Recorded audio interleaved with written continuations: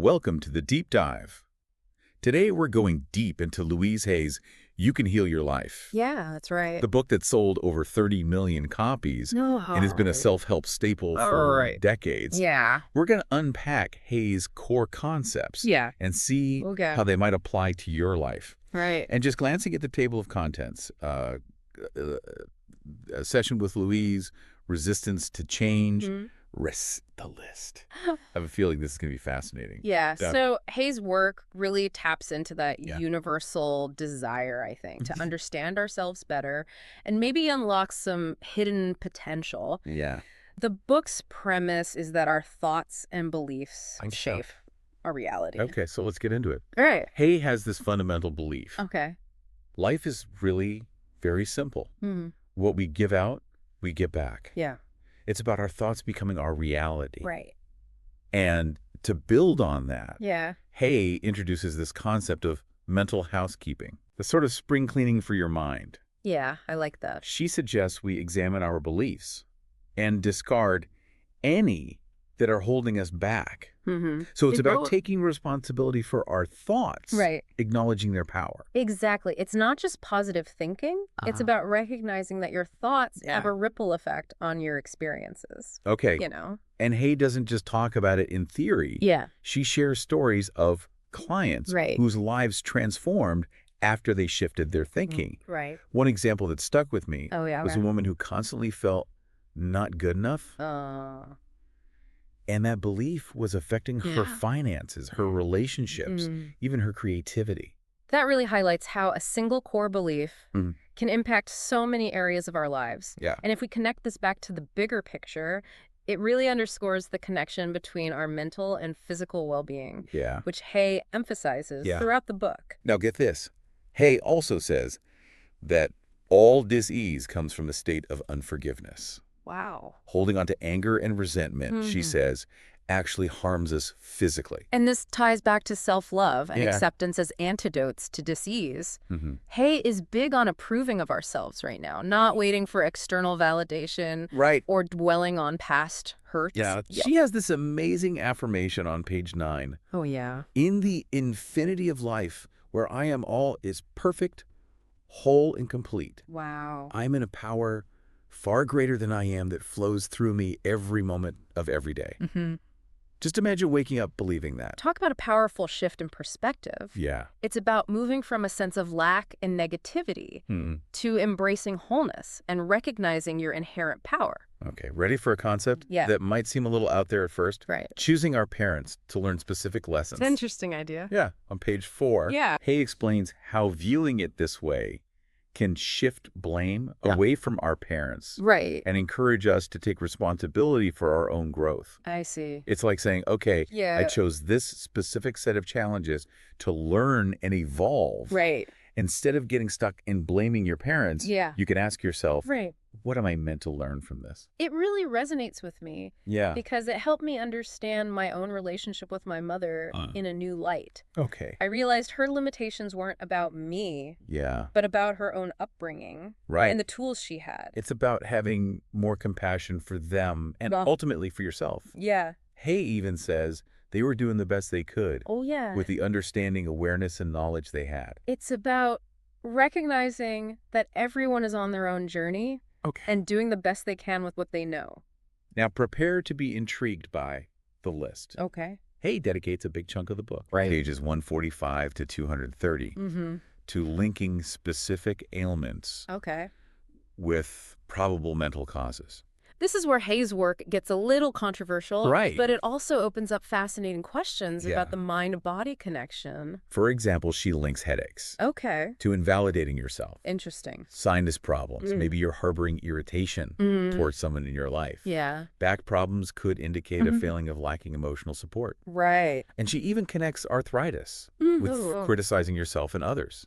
Interesting. It really makes you think, Yeah. are there patterns in my life that are reflected in my physical well-being? Yeah. I think that's a great place to pause. So we left off talking about Hay's list. Oh, yeah, that fascinating list. And, you know, I think now is a good time to dig into some of those practical techniques Yeah. Hay offers for actually creating change. She dedicates a whole chapter to how to change. Yeah. And it's full of exercises and advice. And now I'm excited to dig into some of these practical techniques. One that stands out to me is the releasing the need exercise. Okay. It involves using a mirror, which might sound a bit unusual. Okay, I'm intrigued. At first, Tell me more. It's a visualization exercise. Okay. You stand in front of a mirror, look into your own eyes, and acknowledge something you want to change. Okay. A habit, a pattern, a belief. Then you say out loud, I now realize that I have created this condition. Wow. And I am now willing to release the pattern. That's powerful. Wow. Stating it out loud, taking ownership. Right. It feels like a real declaration. Exactly. Hay emphasizes truly meaning it, feeling it in your core. Right. She even suggests telling a close friend about what you're releasing to solidify your commitment. Thinking of letting go, there's also the letting go exercise, which is all about releasing tension, both physical and mental. Okay. It starts with a deep breath, and as you exhale, you focus on letting go of tension in your forehead, scalp, face, neck. And then you move down your body, relaxing each part. Oh, wow. Your throat, shoulders, arms, chest, back. Okay. All the way down to your feet. Yeah. It's like a gentle scan, bringing awareness to where you might be holding tension without even realizing it. And once you're in that relaxed state, you affirm. Yeah. I am willing to let go. I let go. I release all tension. It's almost like creating space for something new to emerge. Now, Hay is really big on not dwelling on the past. Right. She talks about how clinging to old hurts or replaying what-if scenarios only keeps us stuck. It's true. We often get caught in a loop of regret or guilt, and it prevents us from being fully present. Right. Hay points out that the past is over. Yeah. We can't change it. Yeah. What matters is what we're choosing to believe and do right now. She even shares examples of people who were stuck in the past. Yeah. Letting it dictate their present reality. Right. It's like they're carrying around all this baggage, preventing them from moving forward. It makes me think of that quote. Oh, yeah. You can't start the next chapter of your life if you keep rereading the last one. Exactly. Hay is all about letting go of those old stories, those limiting beliefs, and creating a new narrative for ourselves. And that's where forgiveness comes in. Okay. Hay believes that forgiving ourselves and others is essential for truly releasing the past. It's not about condoning hurtful actions, but about freeing ourselves from that heavy energy of resentment and anger. Remember when we talked about how Hay says all disease comes from a state of unforgiveness? It's from the Course in Miracles. But it's a concept that she weaves throughout her work. She really believes that holding grudges blocks the flow of love and healing. And for Hay, true forgiveness isn't about saying what happened was okay. It's about letting go of the need to be right, the need to blame, the need to punish. She offers a bunch of exercises for cultivating forgiveness. One that I found particularly interesting is called dissolving resentment. Oh, tell me about that one. Okay, so imagine you're in a dark theater with a small stage. Then you picture someone you resent, someone you hold a grudge against, and you visualize good things happening to them. That's an interesting concept. It seems almost counterintuitive to send positive energy to someone who's hurt you. But that's the power of forgiveness.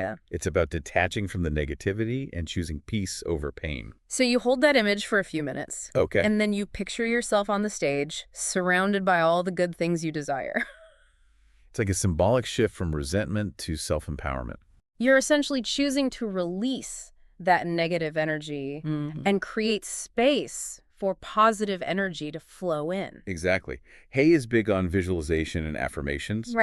And she walks the talk. In the chapter on daily work, she outlines her own personal routine, which includes meditation affirmations, gratitude practices, and even visualizing her goals and already achieved. She's really demonstrating how to integrate these principles into daily life. It's not just about reading the book and nodding along. It's about applying these ideas, experimenting, and finding what works for you. Now let's talk about building the new, which is what Hay focuses on after releasing those old patterns.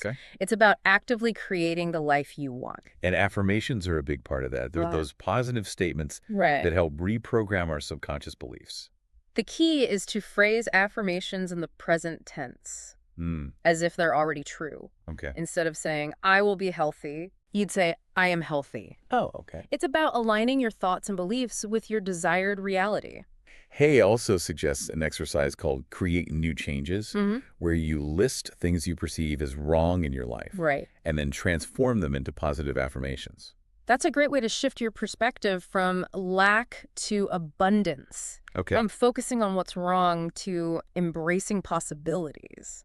For example, if someone is struggling financially, instead of dwelling on, I don't have enough money, they might shift to, I am open and receptive to abundance flowing into my life. It's about shifting your energy and opening yourself up to new possibilities. Hay also emphasizes the importance of finding a form of exercise that you genuinely enjoy. Right. It's not about forcing yourself to do something you hate. Right. It's about connecting with your body and finding movement that brings you joy. It could be yoga, dancing, swimming, hiking, anything that gets you moving and feeling good. And she reminds us that exploring different types of body work, like massage or chiropractic care, can also be beneficial. It's about taking a holistic approach to your well-being. She even encourages exploring things like visualization, guided imagery, and hypnosis. It's all about expanding your awareness and tapping into the power of your subconscious mind. And of course, meditation is key. Right. Hay believes it's essential for quieting the mind, connecting with your inner wisdom, and cultivating peace and presence. She suggests starting small with just a few minutes each day and gradually increasing the duration as you become more comfortable. She's a big proponent of gratitude as well. Right. She encourages us to shift our focus from what we lack to what we already have. Right. Whether it's keeping a gratitude journal, expressing appreciation to loved ones, or simply taking a moment to appreciate the beauty around us. It's about cultivating a mindset of abundance and recognizing the blessings in our lives. Now, Hay doesn't shy away from tackling some pretty big topics like relationships and work. Oh, yeah. In her chapter on relationships, she highlights that all relationships, whether with friends, family, or romantic partners, are ultimately mirrors of ourselves. It goes back to the idea that we attract what we vibrate. She even provides an exercise called Us versus Them. Oh, yeah. You choose someone in your life who bothers you. Okay. List 3 things about them that you'd like to change.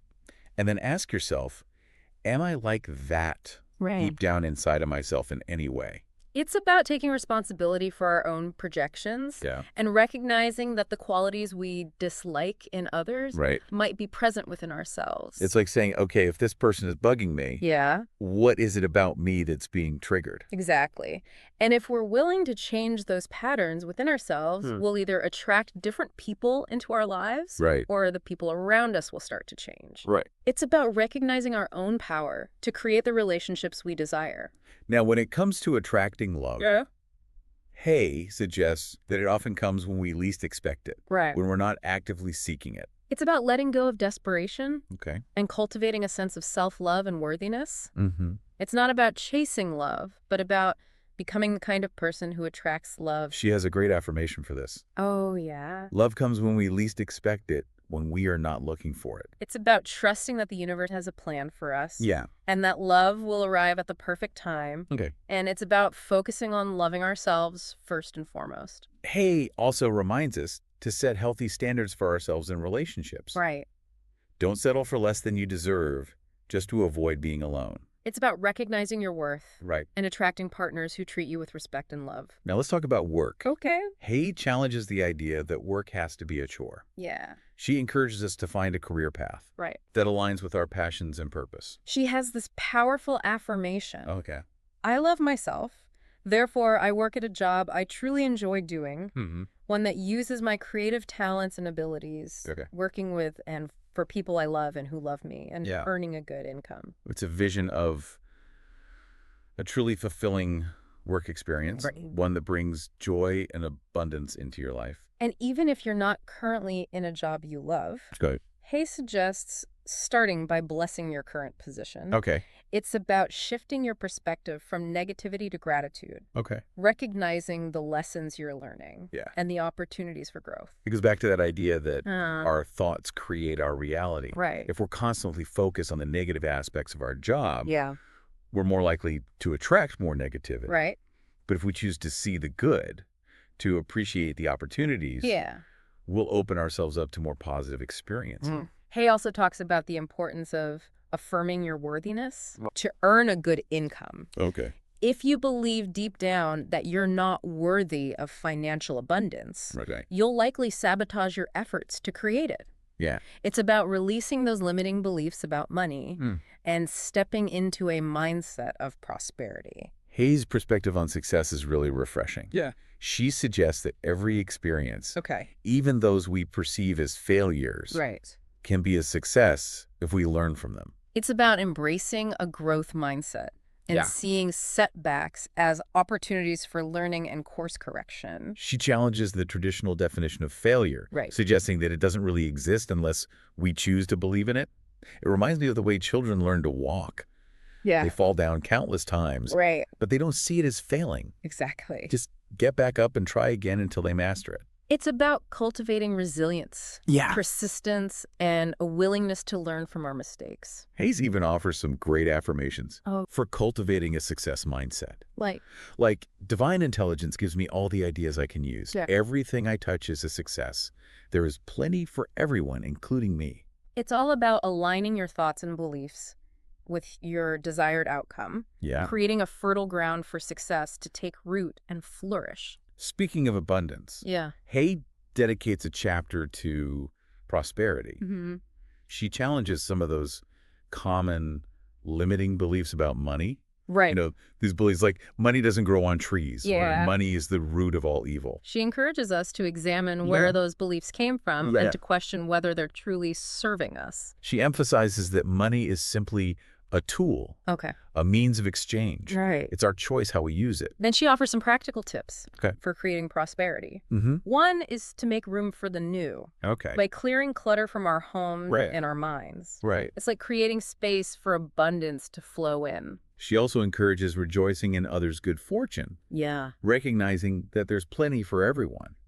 It's about shifting from a scarcity mindset to an abundance mindset. And she talks about accepting compliments and gifts graciously, seeing them as expressions of the universe's abundance. It's about cultivating a sense of worthiness to receive the good that is flowing toward us. Hay even suggests making a list of positive affirmations about money and repeating them regularly. It's about reprogramming your subconscious mind to attract financial abundance. And she emphasizes celebrating the small wins. Those little signs that prosperity is growing in your life. It's about recognizing and appreciating the abundance that's already present. Now, this next part is where things get really interesting. Hay devotes a whole chapter to the body. She makes a bold statement. I believe we create every so-called illness in our body. That's a pretty radical idea. It challenges the way we traditionally think about illness. Hay is saying that our thoughts and beliefs play a huge role in our physical well-being. She sees the body as a messenger, communicating with us through symptoms and ailments. So physical disease is a manifestation of unresolved emotional patterns. That's Hay's perspective. And she even provides a detailed list of ailments and their probable mental causes, which she calls the list. It's definitely a controversial part of her work, but it raises some fascinating questions about the mind-body connection. For example, she links eye problems with resistance to seeing what's happening in our lives.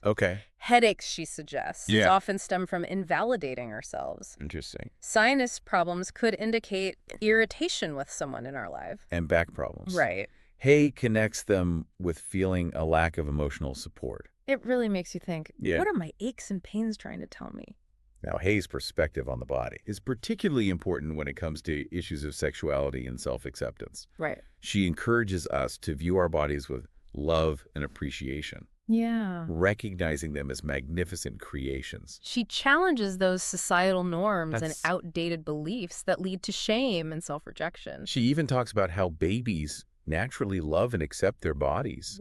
And how we can reclaim that sense of self-love as adults. It's about embracing our bodies as they are, celebrating our uniqueness, and rejecting those unrealistic beauty standards that society throws at us. She also talks about aging in a really empowering way. She suggests that we can choose to view aging as a process of growth and wisdom rather than decline, decay. It's about embracing each stage of life. Yeah. And recognizing the beauty and wisdom that comes with age. And speaking of aging gracefully, Hay dives deep into specific ailments and their probable mental causes in the list. She links arthritis with criticizing ourselves and others, suggesting it often reflects rigid thinking and difficulty going with the flow. Asthma, she says, is often about feeling smothered and unable to breathe freely. Yeah. It might stem from a need to control everything or a fear of letting go.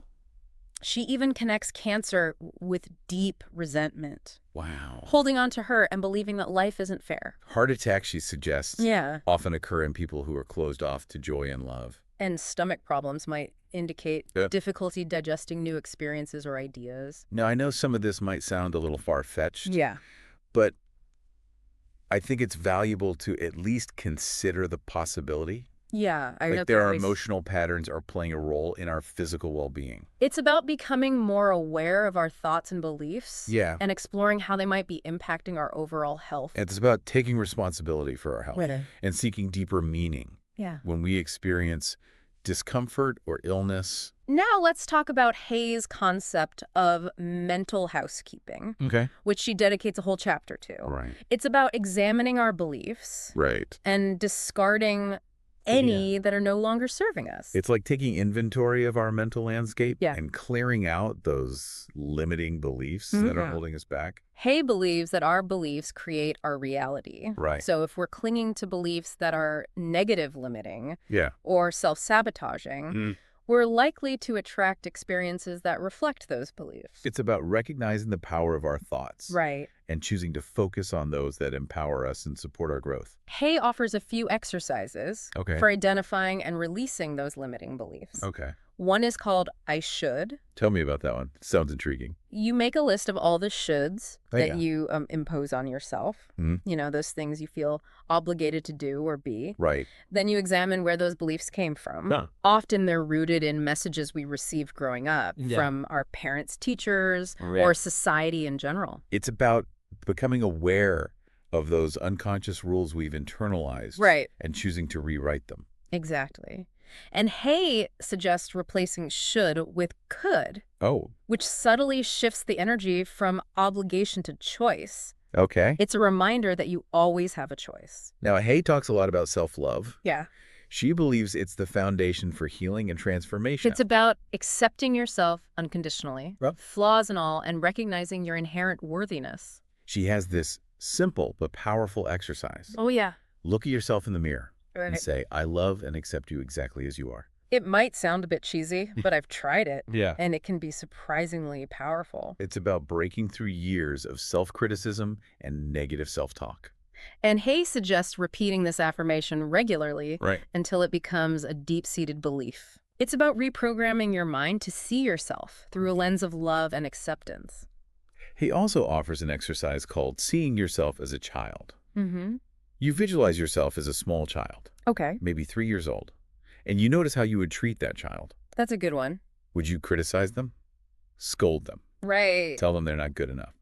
Or would you offer them love, compassion, and encouragement? It's a way of connecting with that innocent, vulnerable part of ourselves that might still be carrying old wounds. And Hay suggests treating that inner child with the same love and acceptance you'd give to any other child. Exactly. It's about healing those old hurts and creating a safe and loving inner environment.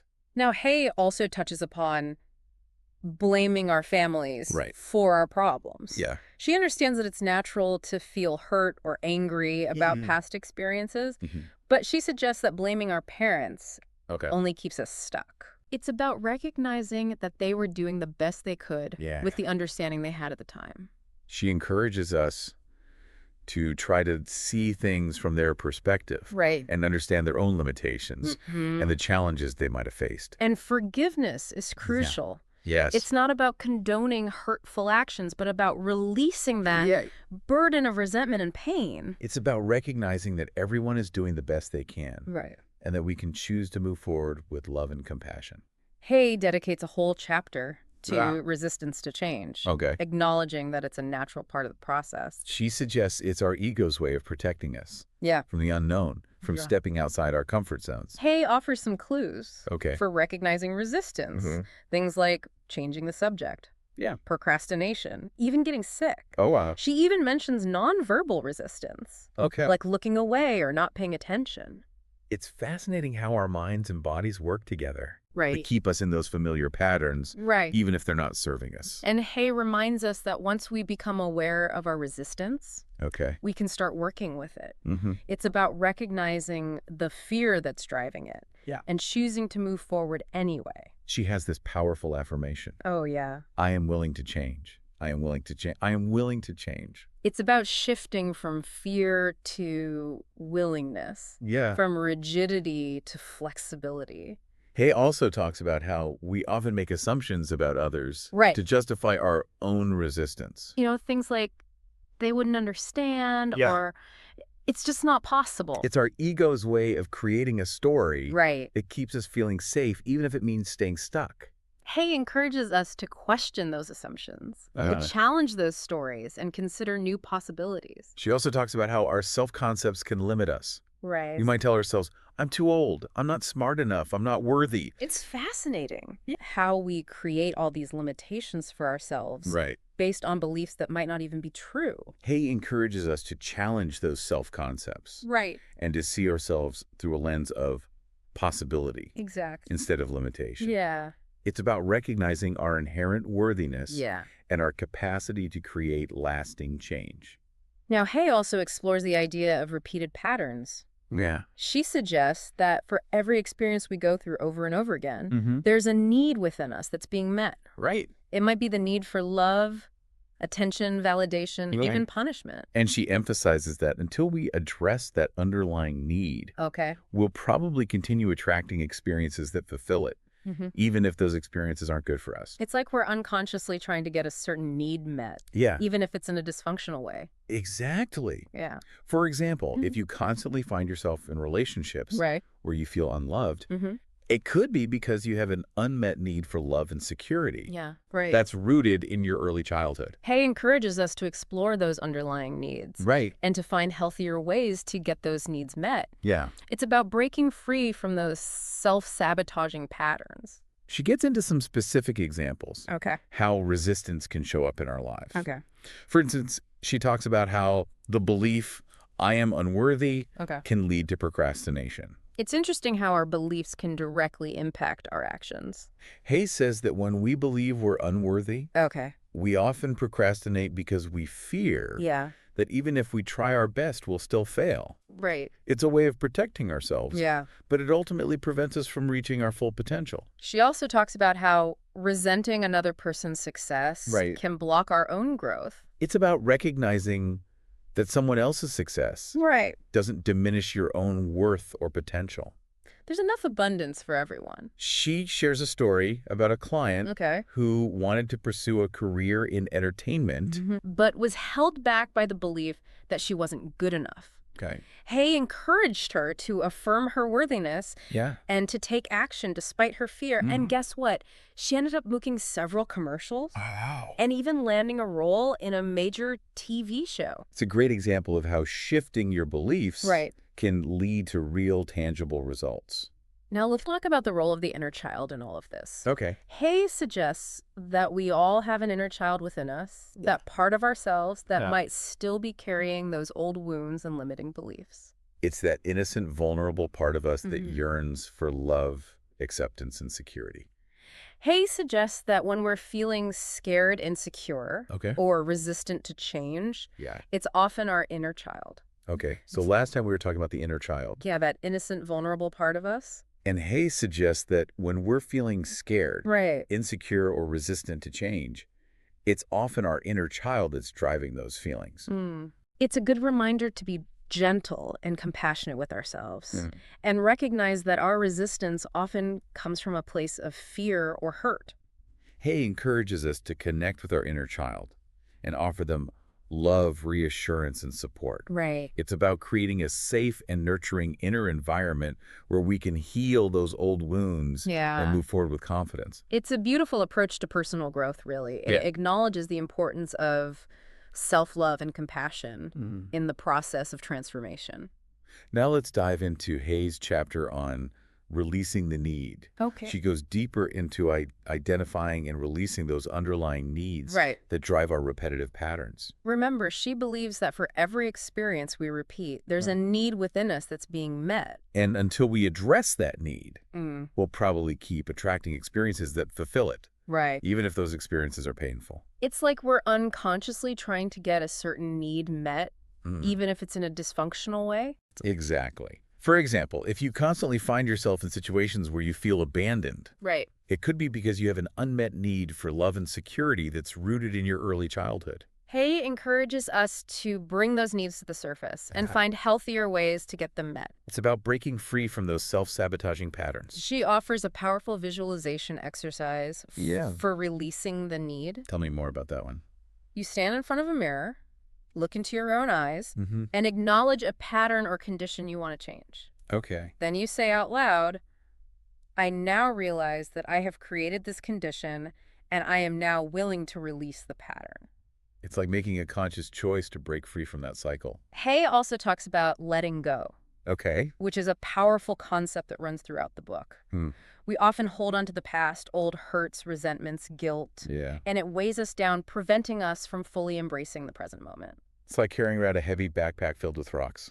Hay offers a great technique for releasing tension. Oh yeah, what's that? You start by taking a deep breath, and as you exhale, you focus on releasing tension in your forehead, scalp, face, and neck. Okay. Then you work your way down your body, relaxing each part all the way down to your feet. It's like a body scan bringing awareness to where you're holding tension. Right. And then once you're in that relaxed state, you affirm, I am willing to let go. I let go, I release all tension. It's about creating space for something new to enter your life. Hay also reminds us that we can't change the past. Right. What matters is what we're choosing to believe and do right now. It's about releasing those old stories and limiting beliefs and stepping into a new, more empowered version of ourselves. And forgiveness is so important for this process. It is. Hay believes that forgiveness is key to releasing the past and moving forward. It's not about condoning hurtful actions, but about freeing ourselves from that heavy burden of resentment and anger. Remember, Hay often quotes A Course in Miracles. Right. All disease comes from a state of unforgiveness. It's a reminder that holding on to grudges can actually block the flow of love and healing in our lives. For Hay, true forgiveness means letting go of the need to be right, the need to blame, the need to punish. Yeah, it's about choosing peace over pain. She has some really great exercises for cultivating forgiveness. Yeah, she does. One that I found particularly powerful is called dissolving resentment. Tell me about that one. You picture yourself in a dark theater with a small stage. Okay. Then you imagine someone you resent, and you visualize good things happening to them. It seems counterintuitive to send positive energy to someone who's hurt you. Exactly. Yeah. But that's the beauty of forgiveness. Right. You're detaching from the negativity and choosing peace. Right. You hold that image for a few minutes, and then you picture yourself on the stage surrounded by all the good things you desire. It's a symbolic shift from focusing on resentment to focusing on self-empowerment. Exactly. And there's another forgiveness exercise that Hay suggests, which focuses on self-forgiveness. Okay. It involves visualizing yourself as a small child, maybe 5 or 6 years old. Okay.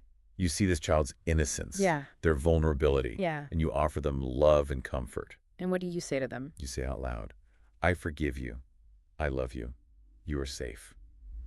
It's so powerful. It is. To offer that compassion and reassurance to that younger part of ourselves. Well, we've covered a lot of ground in this deep dive. We have. From the power of our thoughts to the importance of self-love and forgiveness, Right. we've explored some really profound concepts. And we've also looked at some really practical techniques for releasing those limiting beliefs. Yeah. And creating the life we desire. If I had to distill Hay's work down to one core message, Okay. it would be that we are the creators of our own reality.